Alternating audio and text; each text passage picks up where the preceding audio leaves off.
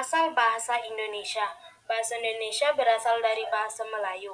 Adapun 4 alasan yang mendukung terpilihnya bahasa Melayu, yaitu yang pertama, bahasa Melayu sudah lama menjadi lingua franca atau bahasa pengantar di seluruh Indonesia.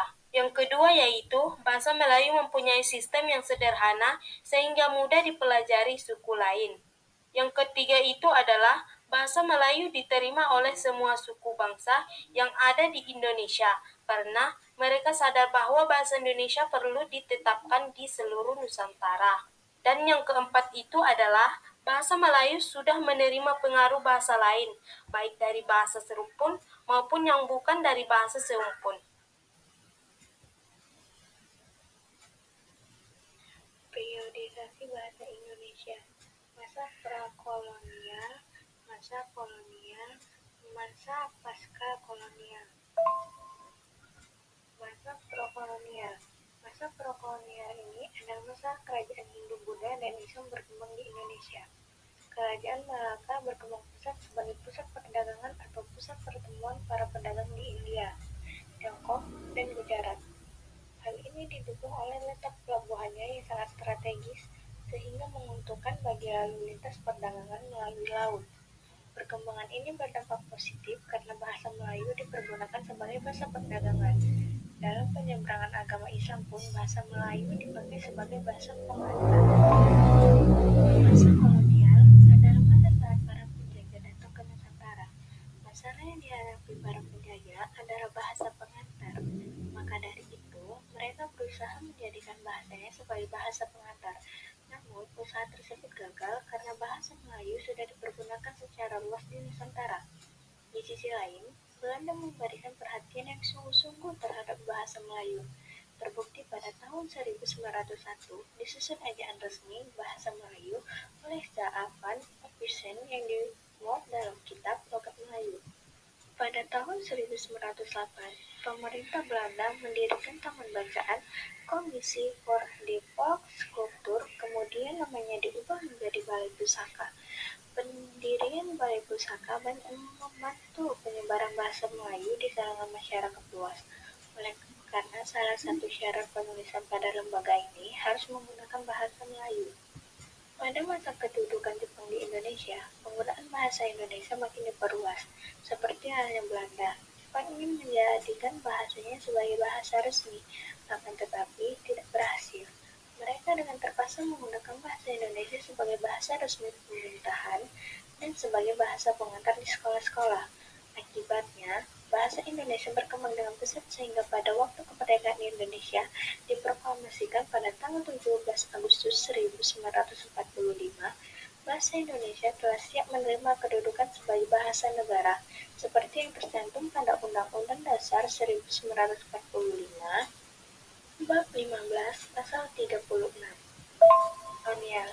2 tahun setelah merdeka, tepatnya tanggal 19 Maret 1947, Bapak Suwandi selaku Menteri P dan K telah menetapkan berlakunya ejaan Republik atau ejaan Suwandi sebagai perubahan dari ejaan Van Ophuijsen.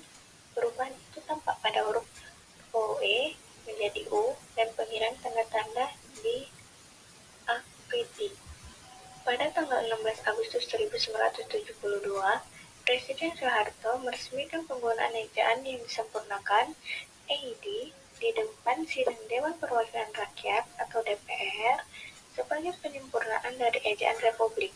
Huruf-huruf seperti DJ, NJ, SJ, TJ, CH dalam ejaan Republik diganti dengan huruf C, NY, SY, C, KH dalam IYD. Kemudian huruf F, P, Z, Q, X diresmikan. Penggunaannya.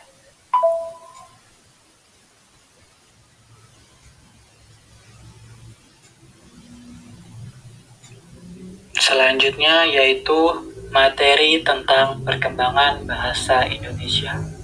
Nah, pada bagian ini akan dibahas tentang ejaan-ejaan yang pernah dan bahkan sempat dipergunakan di Indonesia, yaitu ejaan Van Ophuijsen, ejaan Republik, ejaan pembaharuan, ejaan melindo, ejaan baru, dan ejaan yang disempurnakan.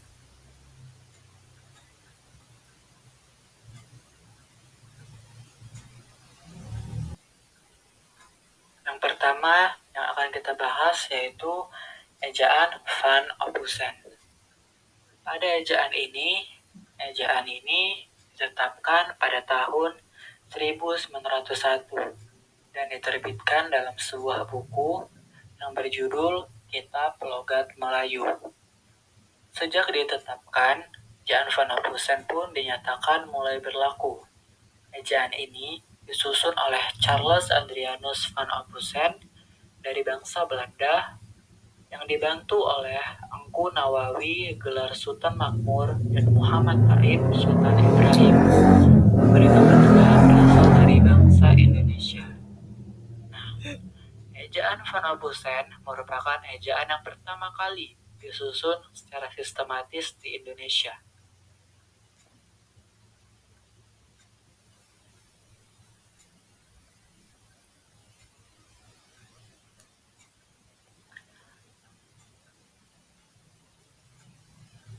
Adapun beberapa hal yang menonjol dalam ejaan Van Ophusen. Pertama, huruf Y ditulis dengan J, seperti contoh. Yang kedua, huruf U ditulis dengan W, yang dibaca U.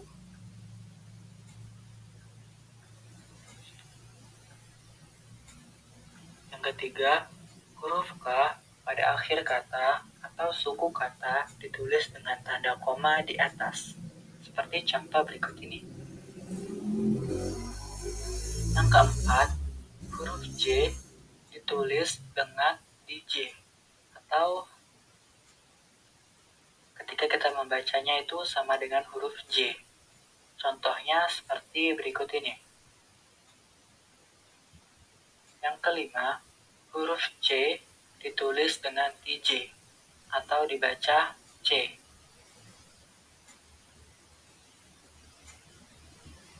Yang keenam, gabungan konsonan KH ditulis dengan CH.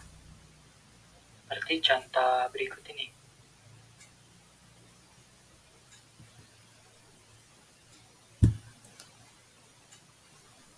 Yang kedua yaitu ejaan Republik atau ejaan Swendi.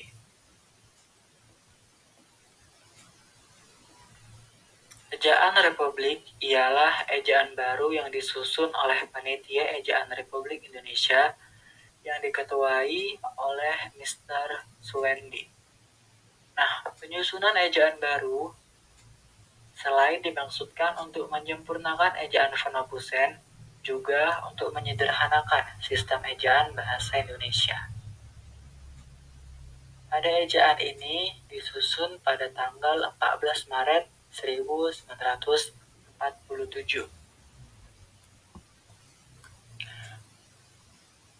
Ejaan Republik berbeda dengan ejaan Van Ophusen. Nah, adapun beberapa perbedaan tersebut dapat kita lihat dalam uraian video berikut ini. A. Gabungan huruf U atau penulisannya OE dalam ejaan Van Ophusen diganti dengan U dalam ejaan Republik. B. Bunyi hamzah atau tanda koma di atas dalam ejaan Van Ophusen diganti dengan K dalam ejaan Republik. C. Kata ulang boleh diganti dengan angka 2 dalam ejaan Republik. D. Huruf E taling atau E keras dan E pepet atau E lemah dalam ejaan Republik tidak dibedakan. E. Tanda trema dalam ejaan Van Ophusen dihilangkan dalam ejaan Republik.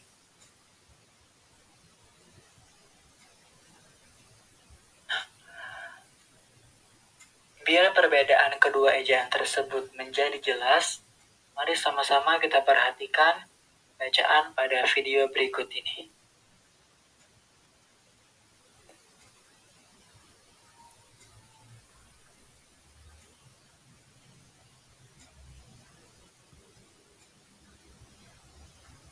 ketiga yaitu ejaan pembaharuan. Panitia Pembaharuan Ejaan Bahasa Indonesia berusaha menyusun suatu ejaan yang bersifat fenomis. Artinya, setiap fenom dalam ejaan itu diusahakan hanya dilambangkan dengan satu huruf. Hal itu antara lain tampak dalam contoh berikut ini.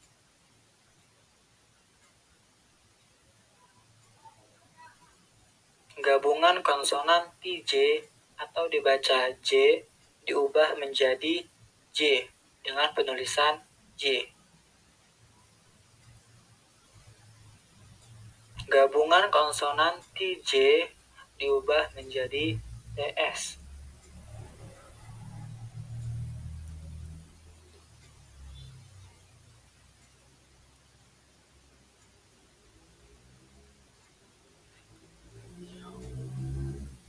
Gabungan konsonan eng atau tulisannya NG diubah menjadi N. Gabungan konsonan NJ atau dibaca N diubah menjadi N dengan huruf N. Dan gabungan konsonan SJ atau dibaca S diubah menjadi S dengan penulisan S.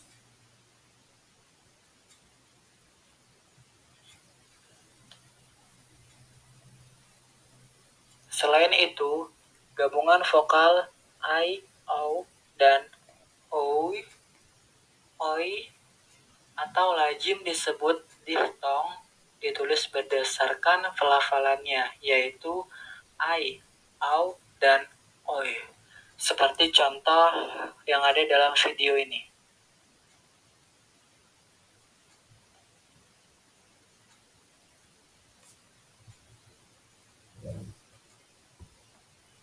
Gabungan ejaan Melindo Melayu Indonesia. Melindo ialah akronim dari bahasa Melayu.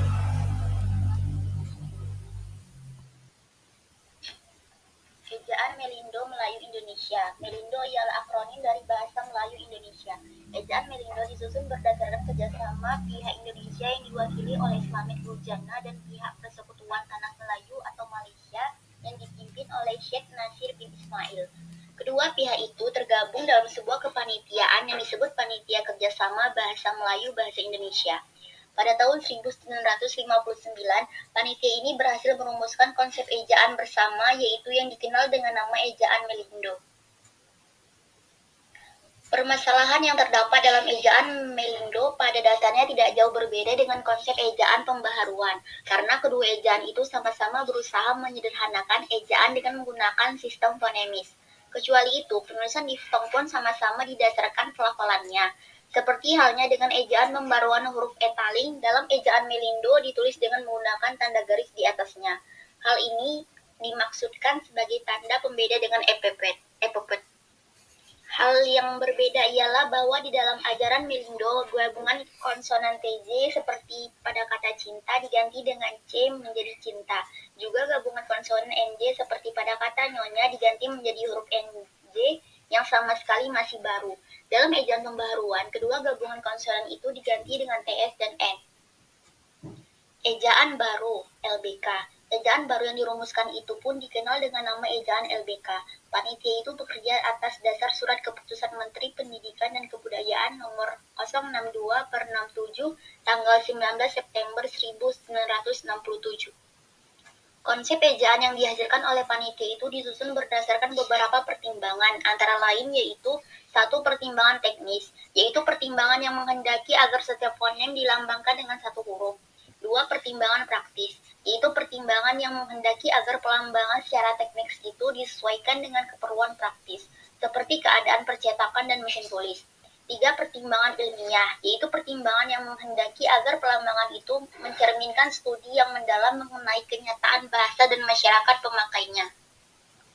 Perubahan yang terdapat dalam ejaan baru yaitu 1. Gabungan konsonan DJ diubah menjadi J, contoh pada ejaan jalan dan remaja. 2. Gabungan konsonan TJ diubah menjadi C, contoh pada ejaan baca dan pancing. 3. Gabungan konsonan NJ diubah menjadi NY, contoh pada ejaan bunyi dan punya. 4. Gabungan konsonan SJ diubah menjadi SY, contoh pada ejaan masyarakat dan syair. 5. Gabungan konsonan CH diubah menjadi KH, contoh pada ejaan makhluk dan ikhlas. 6. Huruf DJ diubah menjadi J, contoh pada ejaan maju dan pajak. 7. Huruf etaling dan epepet penulisannya tidak dibedakan dan hanya ditulis dengan E tanpa penanda, contoh pada ejaan segar dan tekad. 8. Huruf asing V, V, dan Z dimasukkan ke dalam sistem ejaan bahasa Indonesia karena huruf-huruf itu banyak digunakan, contoh pasi, vakum, dan zaman. Ejaan yang disempurnakan. Ejaan ini dinyatakan mulai berlaku sejak penggunaannya diresmikan oleh Presiden Republik Indonesia Soeharto pada tanggal 16 Agustus 1972. Peresmian yang diumumkan di dalam sidang DPR diperkuat dengan Keputusan Presiden Nomor 57 Tahun 1972 bersamaan dengan Pedoman Umum Pembentukan Istilah. Selanjutnya, Pedoman Umum Ejaan Bahasa Indonesia yang disempurnakan ditetapkan oleh Menteri Pendidikan dan Kebudayaan pada tanggal 31 Agustus 1975 dan dinyatakan dengan resmi berlaku di seluruh Indonesia. Ejaan Bahasa Indonesia yang disempurnakan pada dasarnya tidak disusun secara tiba-tiba, akan tetapi bahan-bahannya telah dipersiapkan dan dirintis oleh penyusunan konsep ejaan baru. Oleh karena itu, dikatakan bahwa konsep-konsep dasar yang ditetapkan dalam ejaan bahasa Indonesia yang disempurnakan sebenarnya merupakan kelanjutan dari ejaan baru. Pedoman ejaan yang bahasa Indonesia disebut pedoman umum karena pedoman itu pada dasarnya hanya mengatur hal-hal yang bersifat umum. Adapun hal-hal yang sifatnya khusus yang belum diatur di dalam pedoman itu dapat kita sesuaikan dengan bertitik tolak pada pedoman itu. Sementara itu, ejaan yang berlaku sekarang disebut ejaan yang disempurnakan, karena memang ejaan itu merupakan hasil penyempurnaan dari beberapa ejaan yang pernah disusun sebelumnya, terutama ejaan Republik yang dipadukan pula dengan konsep-konsep ejaan pembaharuan, ejaan Melindo, dan ejaan baru. Beberapa kebijakan baru yang ditetapkan ke dalam EYD, 1. Perubahan huruf, ejaan lama penggunaan huruf DJ pada ejaan jika wajar, dan ejaan EYD pada huruf J, ejaan jika wajar. Ejaan lama pada huruf TJ, ejaan cakap percaya, pada ejaan EYD, C, cakap percaya. Ejaan lama NJ pada ejaan nyata suci, ejaan EYD pada huruf NJ, ejaan nyata suci. Ejaan lama SJ pada ejaan syarat, ejaan EYD, SY pada ejaan syarat. Ejaan lama penggunaan huruf CH pada ejaan khawatir, ejaan EYD penggunaan huruf KH pada ejaan khawatir. Ejaan lama penggunaan huruf J pada ejaan supaya dan yakin, ejaan EYD penggunaan huruf Y pada ejaan supaya yakin. 2. Huruf V, V, dan Z yang merupakan unsur serapan dari bahasa asing diresmikan pemakaiannya, contoh Hilaf, Valuta, Universitas, dan Zakat. 3. Huruf Q dan X yang lazim digunakan dalam bidang ilmu pengetahuan tetap digunakan misalnya pada kata Furqan dan Xenon. 4. Penulisan di sebagai awalan dibedakan dengan di yang merupakan kata depan sebagai awalan, di ditulis serangkai dengan unsur yang menyertainya, sedangkan di sebagai kata depan ditulis terpisah dari kata yang mengikutinya. Contoh awalan di ditulis kata depan di rumah, dipukul di kampus, disebabkan di kamar, dimarahi di kebun. 5. Kata ulang ditulis dengan mengulang unsur-unsurnya. Angka 2 tidak digunakan sebagai penanda perulangan. Contoh anak-anak bukan anak dua, bermain-main bukan bermain dua, melambai-lambai bukan melambai dua.